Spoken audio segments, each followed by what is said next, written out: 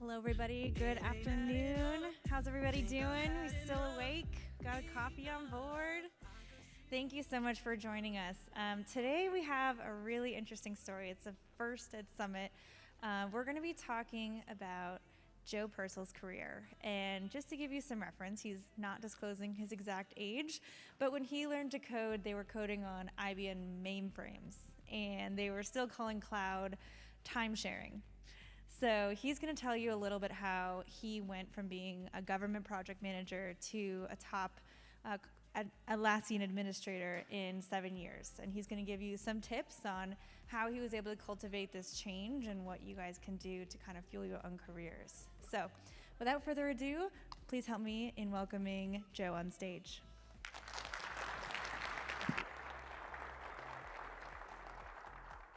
Thank you, Laura. So, thank you for coming, and good afternoon. I'm really glad you're here. I want to provide you a slightly alternate title. It's really how I rebuilt my career using Atlassian tools. As Laura said, the first part of my career, we'll get into that a little later, but I coded Fortran, COBOL, those things that dinosaurs were built with. And so things evolved, and we'll get into that later, but yes. So, you must be wondering, what's this all about? What's a guy up here, over 50, retooling his career? You're going to find out about that. How did I change? What did I use? Questions you may be having. And you're asking, how does that benefit me, meaning you? When I finish my talk, you will know the answers to these questions. But first, let's start with a quiz. Oh, I don't have my clicker. Here it is. Wow, that's a big number. What do you think it is?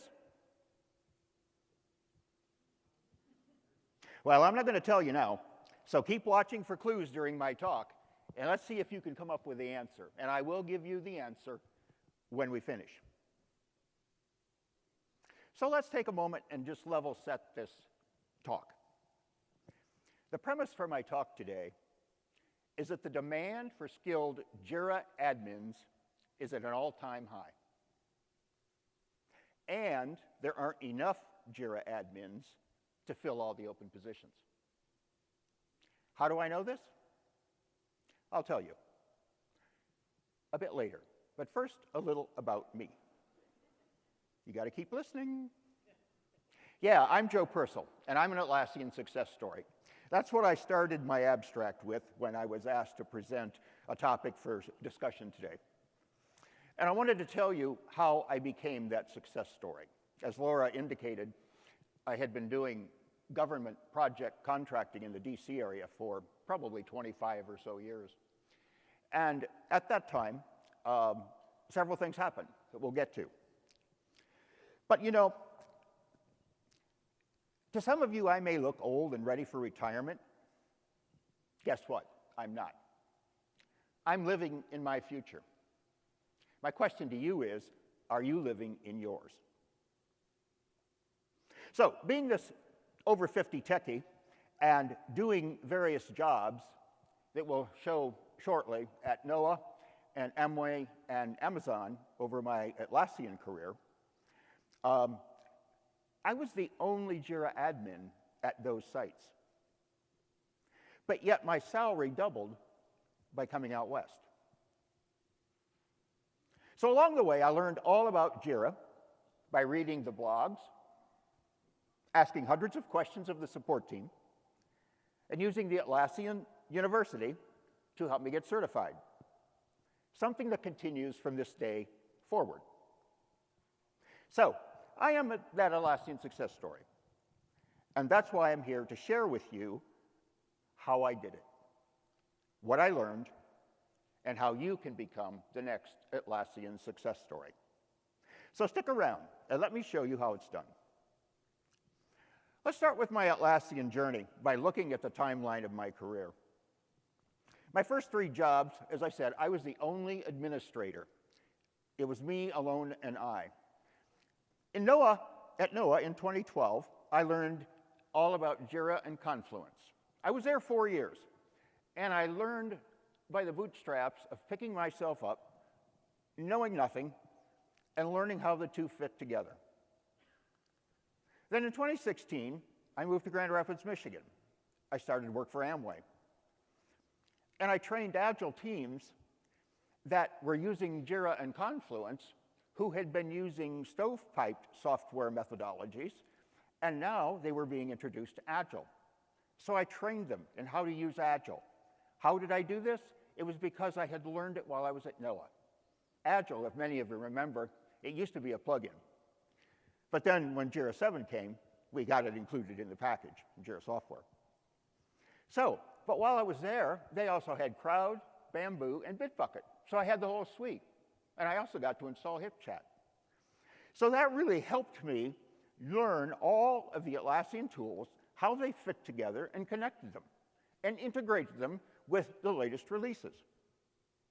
So then in 2017, when my contract at Amway ended, I moved to Seattle, Washington, and I worked for Amazon. They had a big problem.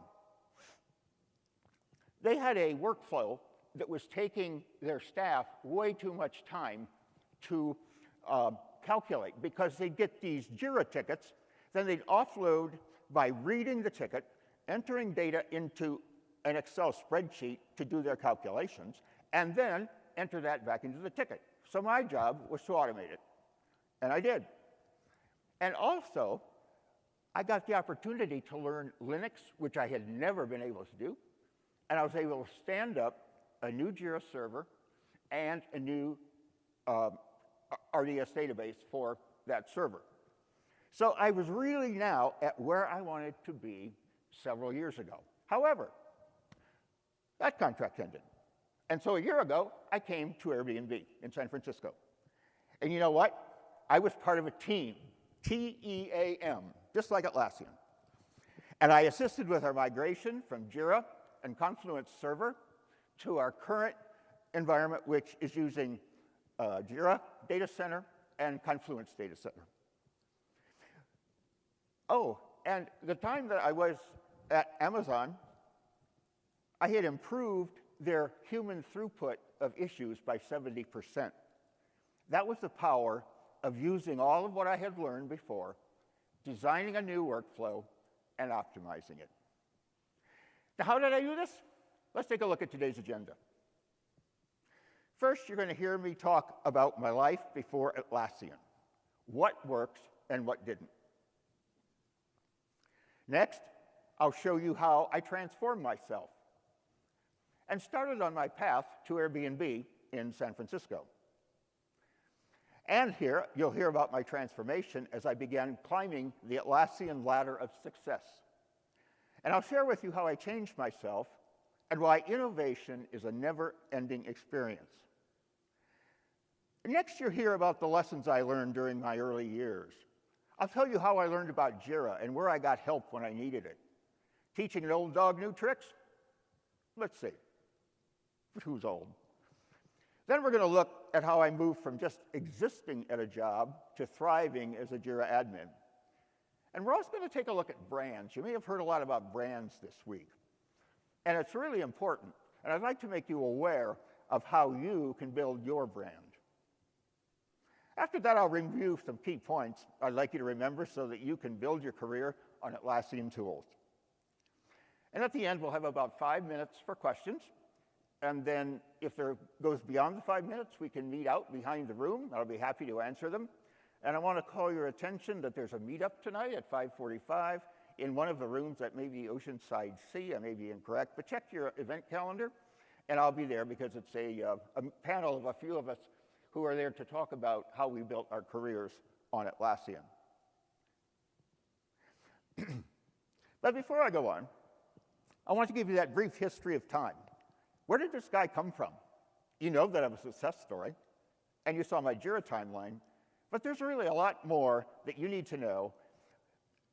And I'm going to tell you that let's go back in time and look at how my career was growing right along with Atlassian. Hey, we're teenagers.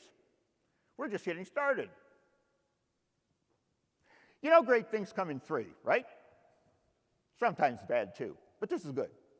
Let's look at 3 separate but related things happening at the same time. We'll start by looking at my life as an average Joe before Jira. See, I get to use that word, average Joe. Work was what I did, not what I enjoyed. I was not happy with my career. But in 2009, about the time Atlassian was really getting going, I was ending my PM career. They were revolutionizing products for teams of any size. We also know that this concept, the age of accelerations, was happening about this time. And as Laura said, we went from mainframes to servers to clusters of clouds. So before we actually get into that, I have one more quiz for you. What happened in 2007? Why is this so important? And are you using Atlassian tools? Let's look at the answers. Apple came out with the iPhone. Google came out with the Android phone. Amazon produced this thing called a Kindle. You could download books and read them. Atlassian was beginning as a company. Go Jira!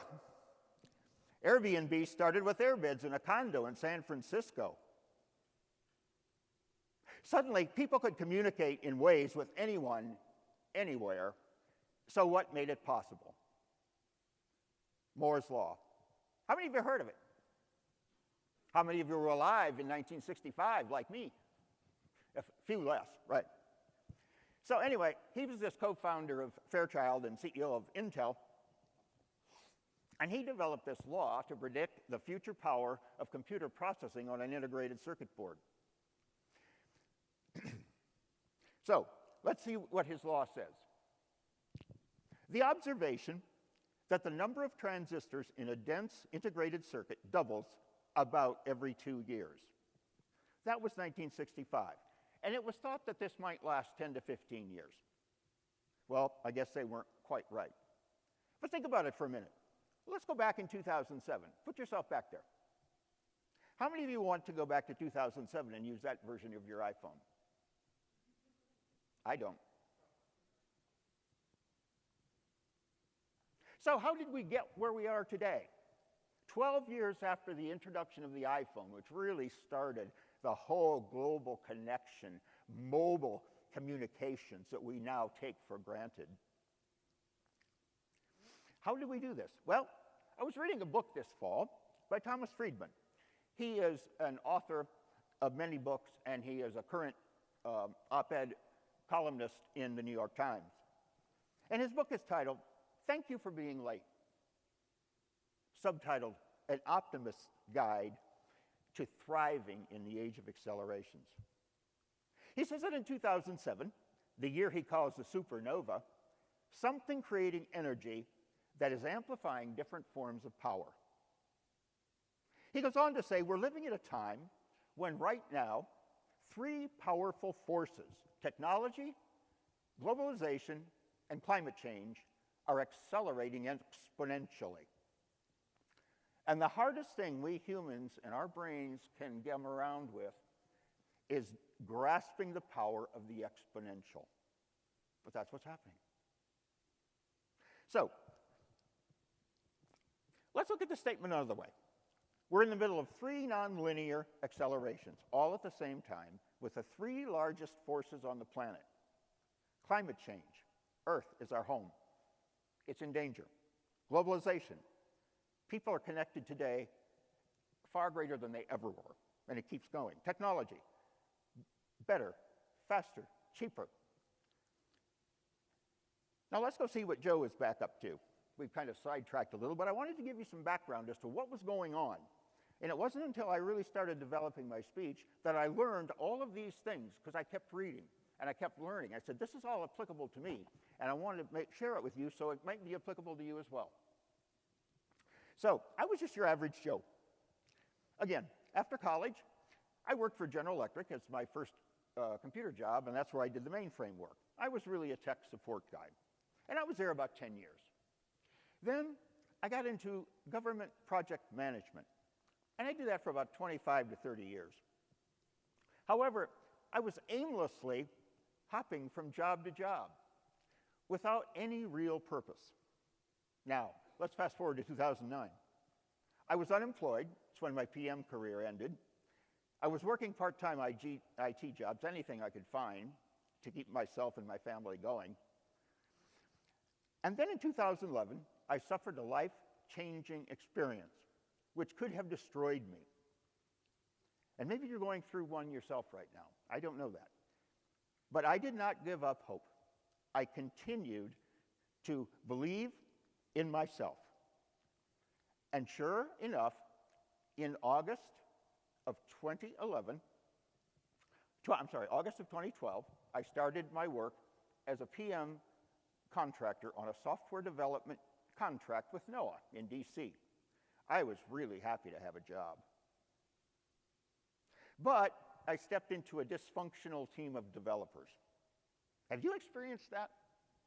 Yeah, thought so. Well, I have to tell you this. It started with a plan to solve this software development crisis. And get this, they were using paper to track their software development releases. A single piece of paper. And all the approvals went through the same manager.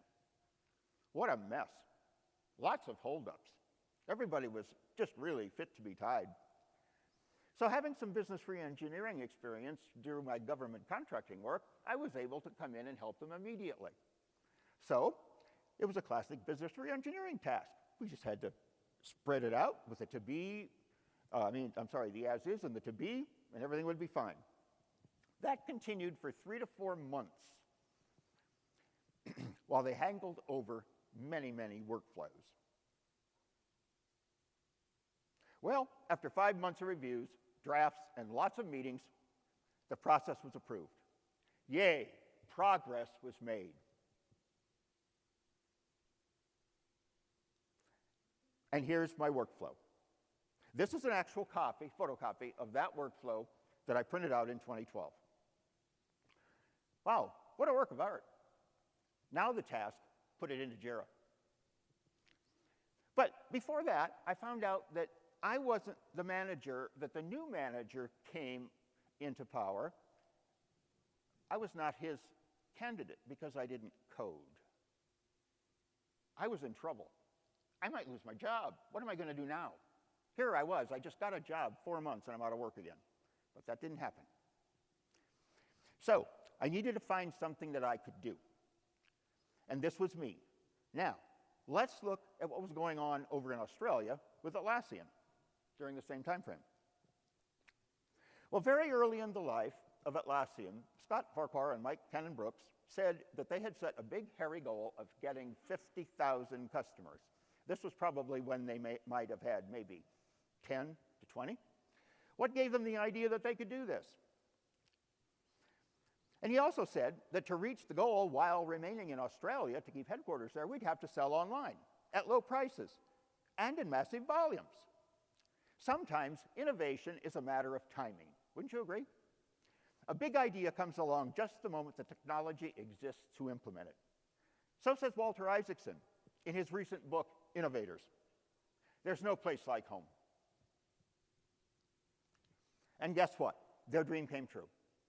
February 23rd, 2015, they had their 50,000 customers. They were using the effects of Moore's Law many, many years later. They were in the age of accelerations. They were learning to take advantage of the power of the internet to remain in Australia while customers were reaching them globally. And while they were growing, now let's go back and see how we changed. It starts with a vision. I needed a vision. Atlassian had a vision. They visualized success by constantly innovating to make their products better, faster, cheaper, and most importantly, to sell globally, to sell from Australia. They visualized success by constantly innovating, and now they're a company where let's sell globally. Now, Airbnb visualized success by constantly innovating, and now is a company where we rent homes and experiences in over 190 countries. I visualized success by finding something that I love to do and made it my new profession. So, what did each of us do? We innovated. This is a very key concept that I want to make sure you understand. This is a theme throughout my whole presentation, and really my life. We transformed ourselves. We were changing. We were constantly doing better. We began to realize much better success, which I will show you in a bit about me, but we already know the start about Airbnb and about Atlassian. So knowing that I was not the PM that the manager wanted, it was time to change. But I really didn't know what I could do. And I transformed myself into a new Joe in the age of accelerations. Don't you like my picture? So you may be asking yourself, how did an over 50-year-old PM turn into a techie? Let's look. Innovation.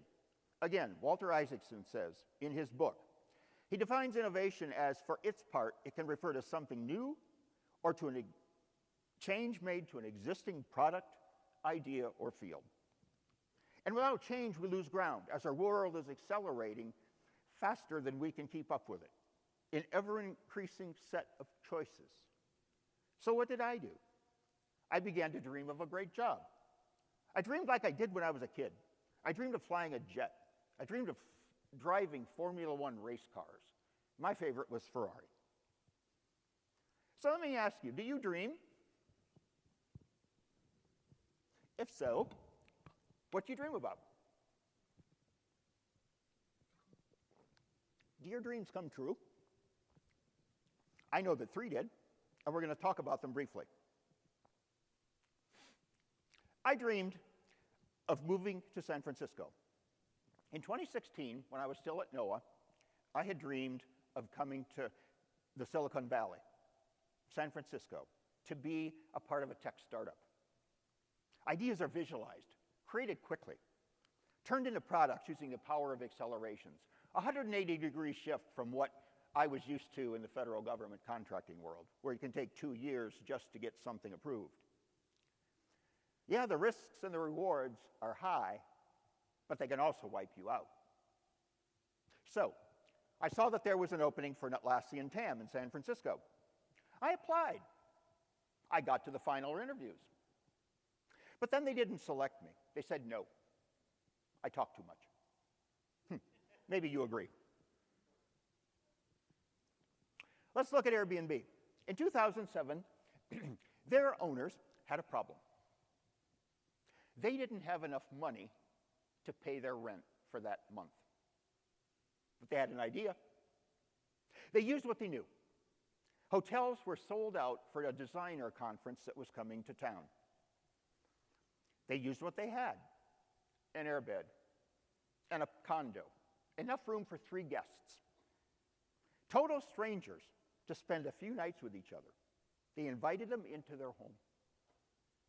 So after using their idea of selling space in their condo online, they dreamed about building a company on airbeds. Would that work? I guess it did.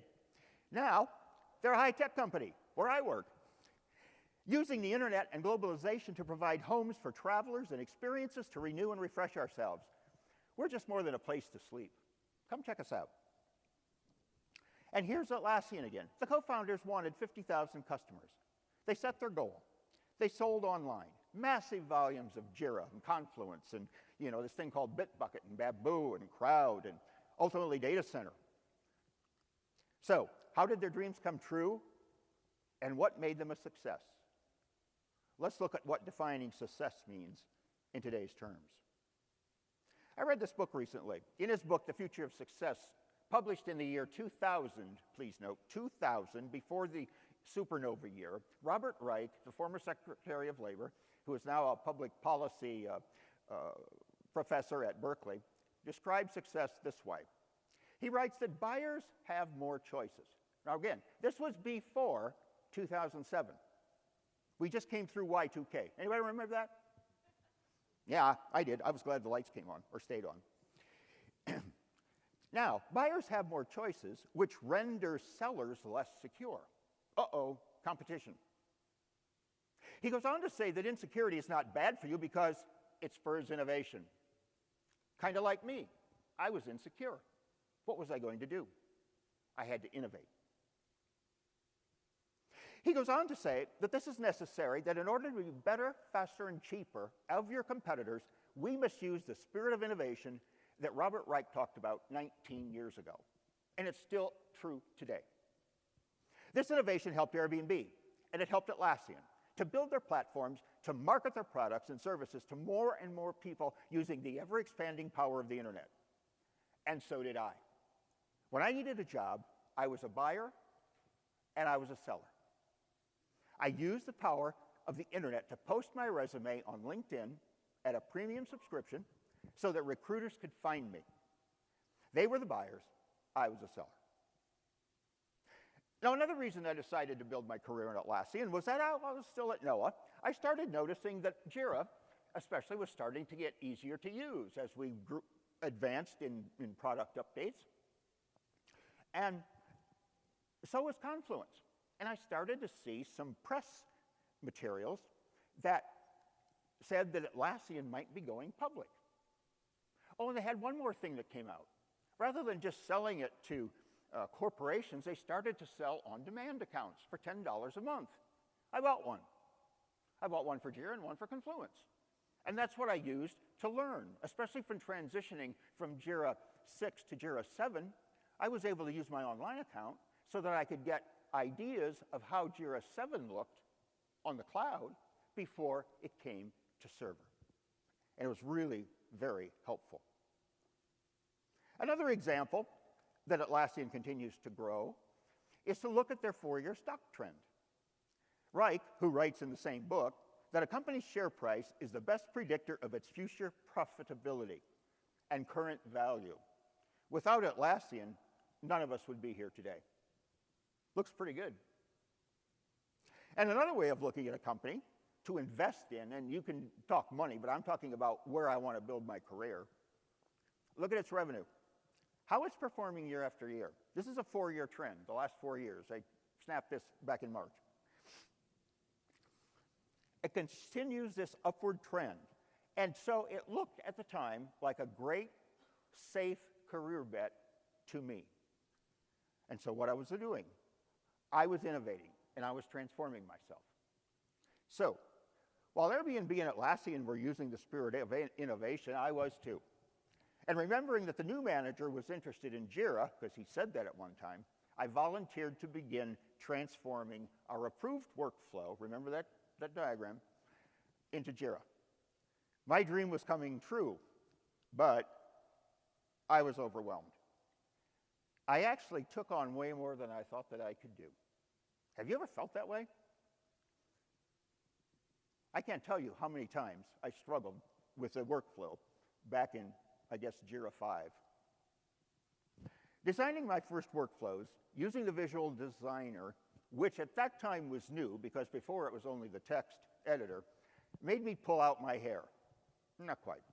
But coming up with the first workflow with its transitions, conditions, validators, and post functions took weeks. I never gave up. Constantly innovated. I persisted as I was determined to get this right. I struggled many times, frequently making many attempts at doing something before getting it right.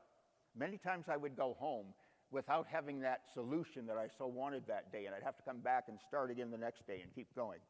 So let's show you what I did. I got out a pencil and paper and started to draw my workflow. This is my pencil drawing of the printout you saw a while ago. And this is an actual photocopy of my pencil drawing. But this wasn't my first attempt, because I had to read a lot of Jira documentation. I had to read about workflows. I had to read community reports. I had to read blogs. Anything I could get my hands on, I looked for what Jira could help me do. So, can I turn this into a Jira workflow? There it is. Pretty nice, isn't it? So, for back in 2013, that's the printout of it. It was a thing of beauty. I was so happy and so proud. My persistence paid off. My innovation paid off. So, how did I innovate? Lastly, success. My workflow worked. I had a vision. I underwent a transformation. And being persistent and believing in myself and never giving up, that's how I did it. Now, this is a whole new thing for me. The old average Joe was made new. I was a new Jira admin at NOAA. Sort of. I couldn't touch the server. So finally, everything came together. Life was getting really good. I was on to better things. So let's recap and look at the two Joes. Before Jira, I had a lot of uncertainty. It ruled my life. I didn't have a career direction. No motive but to keep my job to stay employed. That's really not healthy. And many years, I struggled under the weight of possibly losing my job at any time. The only time I look back is when I look at where I was to see how far I've come. But after Jira, we have a happy Joe. I have a goal. I have a mission. I felt alive and invigorated, and I never looked back, as I said a minute ago. So to achieve my success, I needed to learn how to think differently. I needed to learn differently. My old way of thinking didn't work. It got me into that unhappy career for many years. So, can you really teach an old dog new tricks? But who's old? Not me, I was remade. I was just getting started. I had brand new life. So before I could continue my transformation in the age of accelerations, I needed some ideas. But how could I get them? I wondered, where do good ideas come from? Maybe that's your problem. Maybe you can't think of good ideas. Maybe you're the one who creates all kinds of ideas, and it's not your problem. But for me, generating ideas is not something I'm really good at. And why do some people have it, and I don't? Well, about that time, I was reading about Albert Einstein. I know, I read a lot, and I share with you what I learned, because I think it's important to this subject matter. Albert Einstein had a way of thinking that impressed me, and I began to recognize that I was thinking like he did. The more I read in his books, I thought, that's me. So, that's scary. Me thinking like Einstein? Whoa. Anyway, but if he had a bright idea, it was him. So that's what I did. I used my intellectual experience, and I looked for an idea that would keep me employed. I was changing, just like Airbnb and Atlassian. We were all creating something new, but we all had another secret. We started to think differently. We started to think elastically. This is how high-tech startups become successful. They look up and they see visions of possibilities. The average Joe thought from top to bottom. He looked down. And the only way to look down, you can't really see much, but what's at your feet? Because I was using past experiences. I realized I needed to think from the bottom to the top, which freed my mind. It opened me up to be able to create and integrate my new ideas together.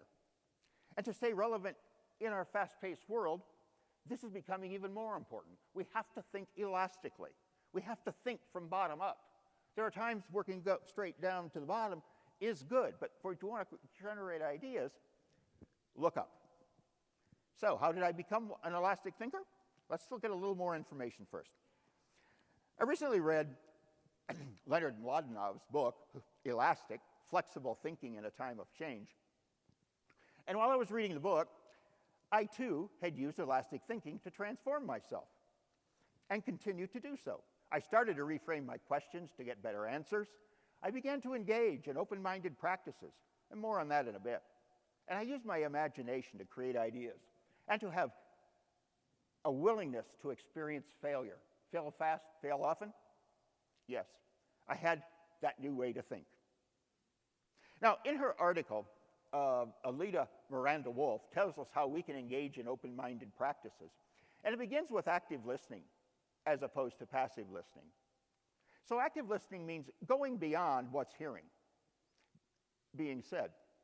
Active listeners hear, but they also look for nonverbal cues. They store that content in their mind, and they repeat it back in their own words. And then they start asking probing questions. So to effectively engage in new ideas, you have to hone your active listening skills, which promotes greater understanding. Next, we have to seek and interact ideas that run counter to ours. And she said it's critical to hear the opposing opinions of simply trying to process the information and understand. And it's okay to disagree with one another, but to respect another idea or an individual. And that's something I did not do as the average Joe. I was afraid others would not think very highly of my ideas. She also said we need to read widely. The fastest way to generate new ideas is to mine existing bodies of work by reading widely. When I was younger, I hated to read. Now I'm like a sponge, constantly reading versus all kinds of books and publications, which opened my mind to becoming the innovative Joe, the Joe that is not afraid to take on new ideas and to innovate. And lastly, she says, don't be a spectator. Be an active participant. Spectators only watch. Because what do they learn? All they learn is what they saw. They don't do. Active listeners do. So I was beginning to engage in open mind practices. It was hard for me to do as a top-down thinker, because I was a top-down thinker, so I had to start thinking bottom-up. I began visualizing success, realizing my dreams, and I started to grow exponentially. So while at NOAA, I started thinking elastically. I started to formulate and invent criteria for searching all things. Google was my best friend. I'd perform searches on error messages that I got from Jira. I'd put them in the Google search bar, and more often than not, I found my answer within the first two options. I also discovered the Atlassian Community. As I continued searching and finding great articles by admins and who posted questions and answers, it was a real benefit that I could use to find similar issues. I was experiencing, and I also had a resolution of my problem. Now, when the community began, it wasn't very good. There weren't a whole lot of articles in there, but with wine, like age, it got better with age. So let's take just a peek at what the Atlassian Community offers you. It's pros helping pros. And not only pros, you don't have to be a pro. You can be a first-time novice user like I was. But it's helping anybody who asks. It's real questions and answers. I created an account, and I logged in, where I quickly saw the expertise of the admins who posted real help to my real questions, growing together. The more I practiced using the Atlassian Community, the more I grew. And the community was a big help to me and helped me grow. To get involved, to see what's keeping you from logging in, remember, innovate or be left behind. We constantly have to change. That's one of my themes of this message. We constantly have to change to stay up to date with real answers to real questions. So, in addition to Google and the Atlassian Community, I began to read widely, and I became an avid reader of their blog.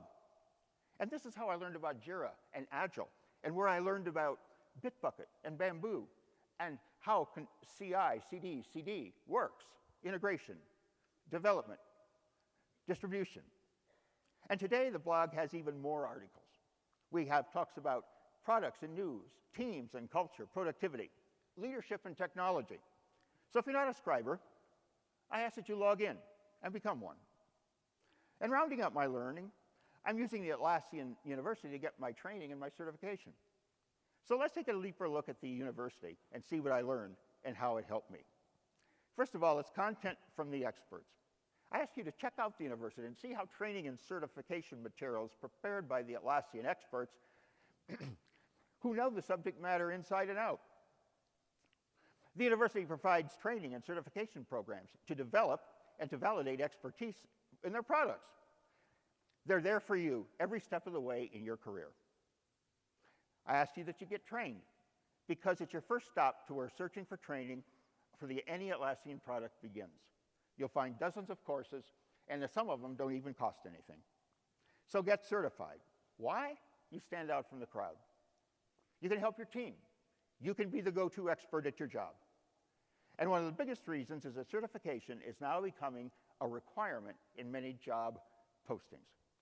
The road to success is to get certified. So where does that leave me? And you might say, where does that leave you? Well, I knew what didn't work, and I knew I needed to change the way I thought. I learned a lot by using the community and the university. So how did I put it together to become an Atlassian success story? Let's see. I built my brand.